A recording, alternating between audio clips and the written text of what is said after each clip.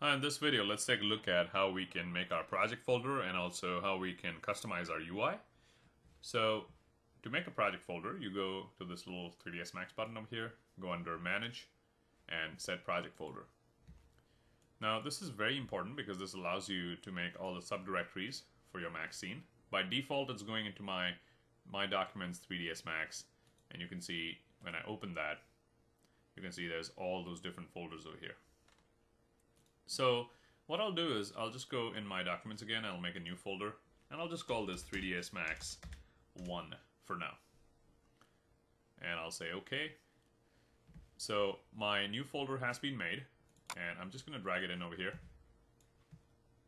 So what Max does is, you can see right over here, it's made my 3ds Max 1 directory, and it's also got all those other folders. So my scenes will go over here, material libraries, and so on. So this is very important. So before you start a project, absolutely do this. The next thing we're going to see is how many undo levels you can set in Max. To do that, you go to Customize, Preferences, and your undo levels are in the General tab right over here. By default, there's 20 levels of undo in Max, but you can have more. So you can have up to 500, but you're not going to make 500 mistakes and then realize. So right there. Also, you have something called AutoBack. When I made the project folder, there was an AutoBack folder inside that. If you go to Files, I would highly recommend having an AutoBack setup. A number of AutoBack files, how many does it keep? Is 3 in this case. You can increase that. The only thing I like to change in most cases is backup interval is by default at 5, and that can be a little annoying. So you might want to have that at maybe 20 minutes or 30 minutes. But this is very important because if your Max, something happens, your power is gone, your system hangs, you can always go to the backup file.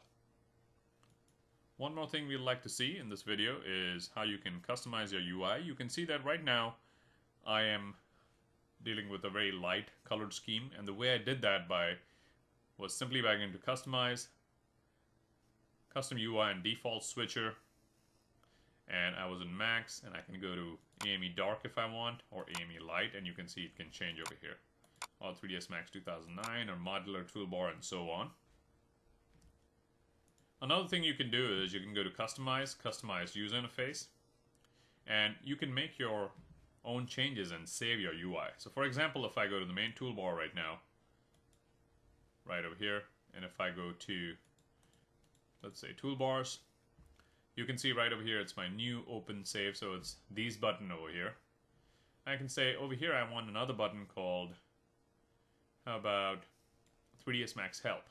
So let's drag and drop this over here. And you can see that's the 3ds Max Help button that showed up over here. I can simply go here and remove it at any time, and you can see it's gone. But if I drag and drop it again, I can save this as my custom UI scheme. So that's how simple that is to make all sorts of different changes, your colors, your menus, your different quads, and simply save that as an UI.